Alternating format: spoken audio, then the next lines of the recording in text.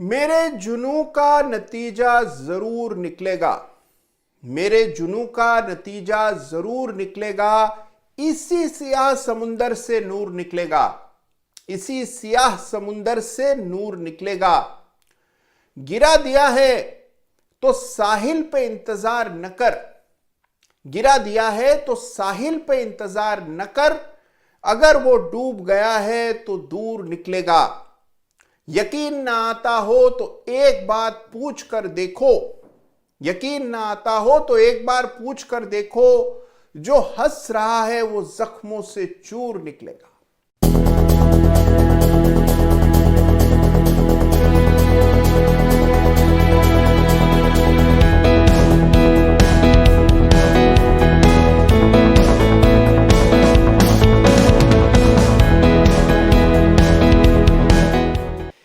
नमस्कार, जय Shri Ram. Chart of the week में फिर एक बार आप सबका स्वागत है। देखिए, बहुत ही इंटरेस्टिंग, बहुत ही रोचक किस्सा है निकोलस डारवास का। निकोलस डारवास हंगेरियन थे, हंगरी में उनका जन्म हुआ। उसके बाद वो अमेरिका आए और अमेरिका आने के बाद वो एक डांसर बन गए। बॉलरूम डांसिंग किया करते थे, बड़े नामी गिरामी डांसर हो गए। अलग अलग देशों में जाया करते थे और वहां डांस परफॉर्मेंसेस किया करते थे। यह बात 1950-60 के दशक की है, यानी कि 60-65 साल पुराना किस्सा है। अब निकोलस डारवास की ख्याति बढ़ती गई। उनको अलग अलग लोग अपने अपने देश में न्योता देने लगे कि आप हमारे यहां आइए और डांस परफॉर्मेंस कीजिए। ऐसी एक परफॉर्मेंस के बाद एक साहब ने पैसे देने के बजाय उनको शेयर्स थमा दिए। जी हां, डांस करने के बदले पैसा देने के बजाय उन्होंने कहा आप ये शेयर्स रख लीजिए, कुछ समय में बेच लीजिएगा, 3-4 गुना हो जाएंगे, तब बिक जाएंगे। निकोलस डारवास ने शेयर्स रख लिए और वाकई में वो शेयर्स बहुत ऊपर के दाम पर बिके। जब ऐसा हुआ तो निकोलस डारवास की रुचि शेयर बाजार में आ गई। डांस के साथ साथ वो मार्केट्स को स्टडी करने लगे। पहले उन्होंने बहुत पैसा गंवाया, अनेकों ब्रोकर्स के यहां जाया करते थे, लेकिन फिर समझ आया बाजार को ट्रेड करने का एक अलग तरीका। और निकोलस डारवास ने उस जमाने में $2 मिलियन, जी हां, $20 लाख अर्जित किए शेयर बाजार से। उनकी कहानी वाकई में बहुत ही इंटरेस्टिंग है। अब देखिए, निकोलस डारवास ने अपना एक मॉडल बनाया जिसको डारवास बॉक्स थ्योरी कहा जाता है। आज इस थ्योरी का उल्लेख करने का एक विशेष कारण है कि आज का chart of the week stock भी हम डारवास बॉक्स थ्योरी के अंतर्गत देखेंगे। और साथ ही निकोलस डारवास की जो सबसे बड़ी लर्निंग है, उनकी कहानी का जो सबसे इंटरेस्टिंग और पावरफुल टूल है, वो क्या है वो मैं आज आपको बताऊंगा। लेकिन उससे पहले आइए इस सप्ताह के chart of the week runners up की भी बात कर लें। तो आइए जानते हैं इस सप्ताह के chart of the week runners up को। देखिए, इस सप्ताह का chart of the week runners up share है आवास फाइनेंसियर्स लिमिटेड। जी हां, आवास फाइनेंसियर्स लिमिटेड को इस सप्ताह मैंने चुना है chart of the week runners up. देखिए, जबरदस्त ब्रेकआउट स्टॉक के चार्ट पर आता हुआ दिख रहा है। इस स्टॉक की बात करें तो ये निफ्टी को और सारे एनबीएफसीज को काफी अरसे से आउट परफॉर्म कर रहा है। ब्रेकआउट आने के बाद चार्ट पर एक बड़ा जबरदस्त पैटर्न बनता हुआ दिख रहा है, जिसको बुलिश फ्लैग पैटर्न कहते हैं। किसी भी समय इस पैटर्न का ब्रेकआउट आता हुआ आपको दिखेगा और फिर इसमें एक बड़ी तेजी बनने की संभावना है। चार्ट अच्छा है। यह स्टॉक छोटे लोन्स देने के कारोबार में है। 8-10 लाख रुपए के छोटे हाउसिंग लोन्स उन लोगों को देती है जिनके पास पर्याप्त कागज नहीं होते हैं।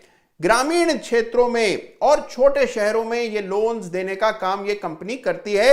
एक समय पर यह स्टॉक, ये company AU small finance bank का ही हिस्सा होती थी, फिर अलग होकर के अब इसको प्राइवेट इक्विटी कंपनियां चला रही हैं। जबरदस्त चार्ट है आवास फाइनेंसियर्स लिमिटेड का और यह स्टॉक है इस सप्ताह chart of the week runners up. तो अब लौट आते हैं निकोलस डारवास पर। देखिए, डारवास बॉक्स थ्योरी का जिक्र एक बार पहले भी चार्ट ऑफ द वीक में मैंने किया था और उस समय हमने वेंकीस इंडिया का चार्ट देखा था। निकोलस डारवास ने जब इस बॉक्स थ्योरी का इस्तेमाल शुरू किया तो उनको जबरदस्त परिणाम देखने को मिले। बहुत सा पैसा उन्होंने कमाया और कमाने के बाद एक वक्त ऐसा आया जब लगातार उनको नुकसान आने लगे। वो जो स्टॉक खरीदते थे वो उनके दाम से नीचे जाने लगा। बड़े चिंतित हो गए वो और फिर उन्होंने आत्म मंथन किया। यह निकोलस डार्वास की थ्योरी का सबसे अहम पहलू है। यह वजह है कि उनको इतनी सफलता मिली। देखिए, निकोलस डार्वास को जब लॉस आए तब उन्होंने अपनी थ्योरी पर पुनर्विचार किया। उन्होंने यह सोचा कि भाई ऐसा क्या मैंने किया कि मुझे हाल में लॉस आने लगे हैं। जब उन्होंने मंथन किया तो उन्होंने पाया कि जब मुनाफे आ रहे थे उस समय वो न्यूयॉर्क शहर से बाहर अलग अलग शहरों में भ्रमण कर रहे थे, डांस परफॉर्मेंस किया करते थे। टेलीग्राम के जरिए उनका ब्रोकर उन्हें बहुत ही सीमित जानकारी देता था, जिसके आधार पे वो मन में चार्ट्स इमेजिन करके निवेश के फैसले किया करते थे, चार्ट्स पर बॉक्स बना लेते थे। लेकिन जब वो न्यूयॉर्क आ गए और उन्हें कई सारे लोगों की बातचीत सुनने को मिलती थी, नई नई खबरें पता लगने लगी, उनकी ट्रेडिंग पटरी से उतर गई। तो देखिए, कहने का मकसद यह है कि आपको फोकस बनाए रखना है, केवल और केवल चार्ट्स पर यकीन करना है। अब देखिए, निकोलस डार्वास के जमाने में तो कंप्यूटर सॉफ्टवेयर ये सब थे नहीं। उनको चार्ट्स खुद से विजुअलाइज करने पड़ते थे, उसमें वो बॉक्सेस सोचा करते थे और उसके आधार पर ट्रेड करते थे। तो देखिए, उनकी थ्योरी बहुत ही सहज, इफेक्टिव और कारगर है। वो एक मेजर बॉक्स, एक रेंज आइडेंटिफाई करते थे जिसमें शेयर कारोबार करता है। जैसे ही उस रेंज से बाहर निकलकर स्टॉक चढ़ने लगता है, तुरंत वो उस शेयर में प्रवेश करते थे और फिर मानते थे कि एक दूसरी रेंज में शेयर ट्रेड करेगा, और ऐसा ही होता हुआ दिखता था। छोटे मोटे स्टॉप लॉस पर वो यकीन नहीं करते थे और डार्वास ने अपने समय पर जबरदस्त पैसा कमाया। बॉक्सेस अगर ऊपर बन रहे हों तो शेयर में वो निवेशित रहते थे।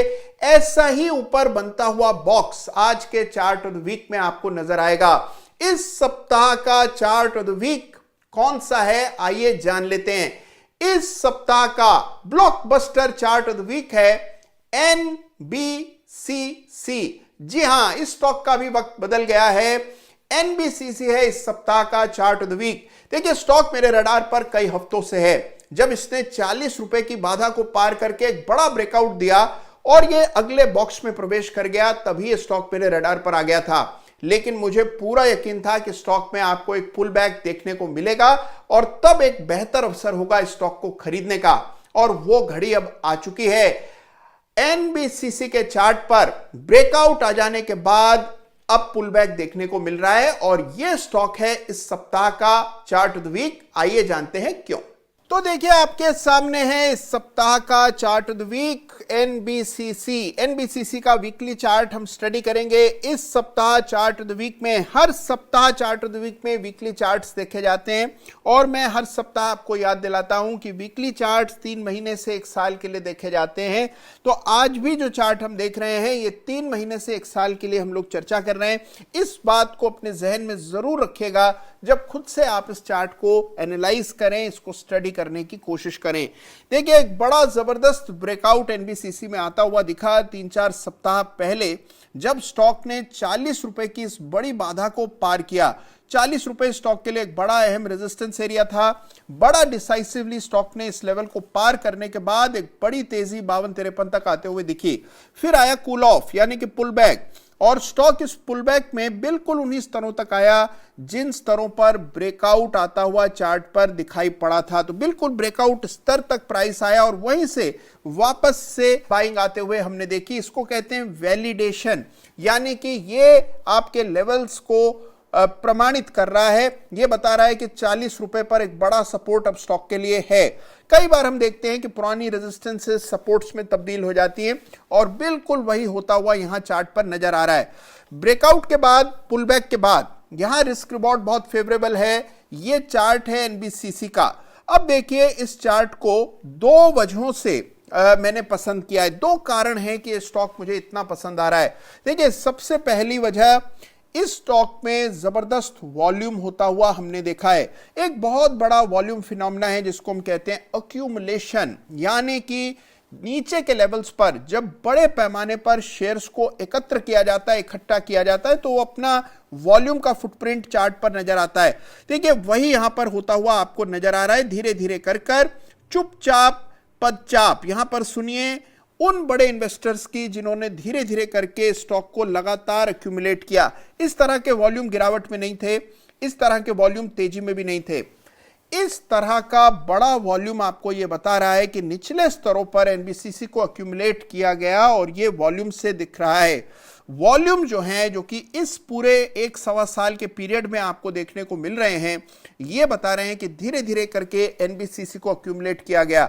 अक्यूमुलेशन के बाद ब्रेकआउट और ब्रेकआउट के बाद पुल बैक, ये वजह है कि एनबीसीसी मुझे इतना पसंद आ रहा है। और फिर निकोलस डार्वास साहब तो हैं ही। निकोलस डार्वास साहब के डार्वास बॉक्सेस बहुत फेमस हुए। बहुत जबरदस्त टेक्निक है वो चार्ट को देखने की, और इसका जिक्र मैंने पहले एक चार्ट ऑफ द वीक में किया है। यहां पर अगर आप देखें तो नीचे के बॉक्सेस बन रहे थे, लगातार स्टॉक नीचे आ रहा था, हर बॉक्स पिछले बॉक्स से नीचे, और अब डार्वास साहब के जो बॉक्सेस हैं वो ऊपर की तरफ बनने लगे हैं। स्टॉक ने नए बॉक्स में प्रवेश किया है। यह बॉक्स 40 रुपए से 66 रुपए के बीच है।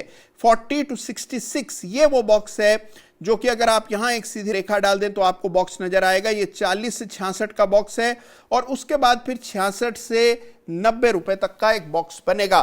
तो ये इस तरह का चार्ट स्ट्रक्चर है। अब देखिए, अगर ये स्टॉक ऊपर जाता है तो रेजिस्टेंसेस कहां कहां आएंगी।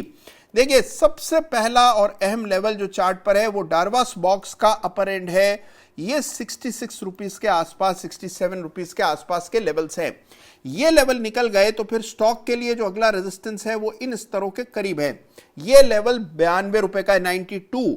अगर ये स्टॉक 92 रुपए तक चला जाता है तो इसका मतलब यहां इन स्तरों से डबल हो जाएगा। 66 रुपए तक जाता है तो स्टॉक इन स्तरों से 30-40% की तेजी दिखा चुका होगा। तो 92 पहला टारगेट होगा जिसके लिए आपको इस स्टॉक को स्टडी करना है, एनालाइज करना है। यह अगला बड़ा रेजिस्टेंस है। बड़े अरसे बाद, बहुत बड़ी गिरावट झेल लेने के बाद एनबीसीसी में दोबारा से तेजी बन रही है। सरकारी कंपनियों का बोलबाला है, बड़ा ब्रेकआउट हुआ है, वॉल्यूम जबरदस्त है, और डार्वास साहब के बॉक्स बता रहे हैं कि ये बॉक्स के अपर एंड 67 और लोअर एंड 40 ये बॉक्स है जिसके बीच में ये स्टॉक आपको चलता हुआ दिखाई देगा, और फिर अगले बॉक्स में प्रवेश करेगा। 66 से 92 का अगला बॉक्स है। तो यह इस सप्ताह का chart of the week NBCC. तो देखिए, मध्यम से लंबी अवधि का चार्ट हमने देखा, वीकली चार्ट देखा। निकोलस डार्वास साहब के डिब्बे भी चार्ट्स पर दिखाई पड़ रहे हैं। एक डिब्बे से दूसरी डिब्बे में छलांग लगाता हुआ यह स्टॉक आपको नजर आ रहा है। देखिए, बहुत ही कमाल की थ्योरी है। चार्ट्स को समझने का एक बिल्कुल नायाब और बहुत ही अनूठा सिंपल तरीका खोजा निकोलस डार्वास ने, और जबरदस्त सफलता उनको मिली।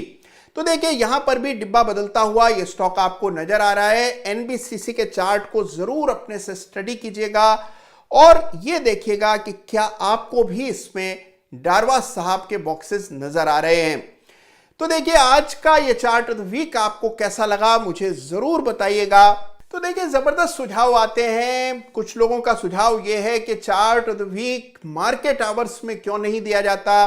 कुछ लोगों का सुझाव यह है कि चार्ट ऑफ द वीक के साथ साथ चार्ट ऑफ द डे और चार्ट ऑफ द मंथ भी आना चाहिए।